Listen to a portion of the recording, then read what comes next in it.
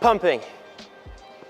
For today's warm-up, let's extend our pumps as high as we can go in our body. And we should feel, at the top of the pump, we should feel like we're drifting away from the ramp a little bit, but not drifting this way, right?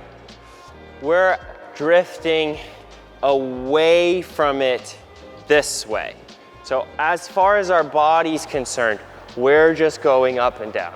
This is important to get a full pump because there's a lot of room on both sides of your pump that you're not accessing. It is so common that everybody's pump stays right here. And then they start moving everything else, leaning and throwing. But if you take all that motion out, the only thing you're doing is this little tiny movement. So we want to get a big movement so we can feel what it's like to stretch up and off the board. And the other side, we want to get our hips super low so we can feel that entire range of motion from all the way down to all the way up. To frame this drill properly for you guys, we want to learn how to pump, but we don't want to go over the coping. So what we're gonna have to do is pick one wall and pick the direction that we want to pump. And then that's the pump that we're gonna work on. We're gonna start with this wall pumping up the ramp and going down, up, and down on the other side. We're not gonna do anything. We're gonna stand still. If you stand still, meaning your hips aren't going down or up, you're just gonna keep your speed pretty neutral. You might lose barely any speed. So if we have the patience just to work on one pump at a time, we're not gonna go too fast or we're not gonna go too high.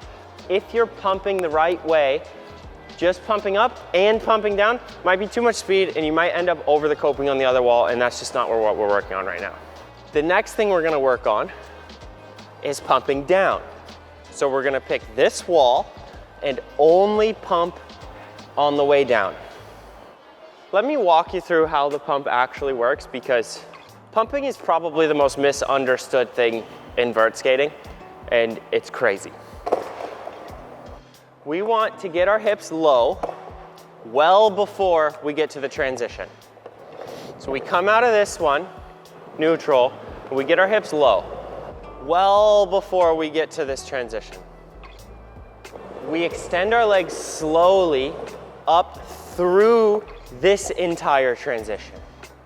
So we start extending our legs before we hit the transition, and we finish extending them after we're through it. I'm gonna give you a couple examples of what I see people do super often.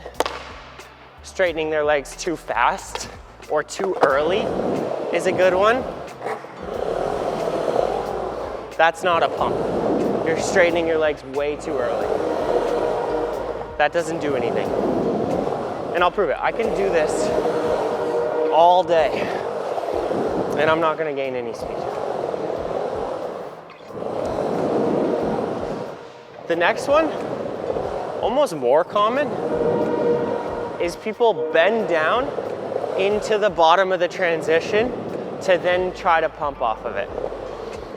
And I feel for you guys, because intuitively, that feels like it should be right, because that's giving you the most pressure into the ramp, so it feels like you're getting more out of it. But in reality, that feeling of your weight going into the ramp is killing your speed. So I'll give some examples of that.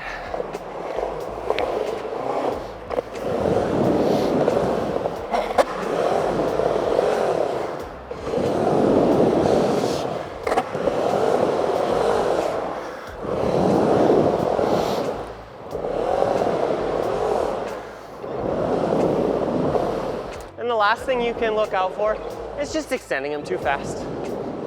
it's not the end of the world, because that means your timing's probably pretty good, or you got these other things right. But you're just extending them too fast and you're not getting the most out of the pump, right? It's not horrible. I'm gaining a little bit of speed,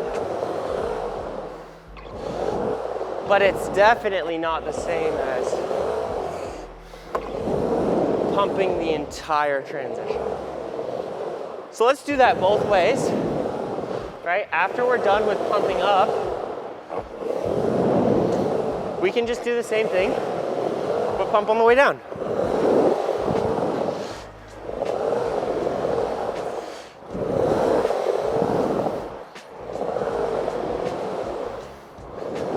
That should be plenty enough to work on. You could probably spend a day doing that. Probably spend years doing that. But keep those things in mind as you warm up. It's gonna help your session a lot.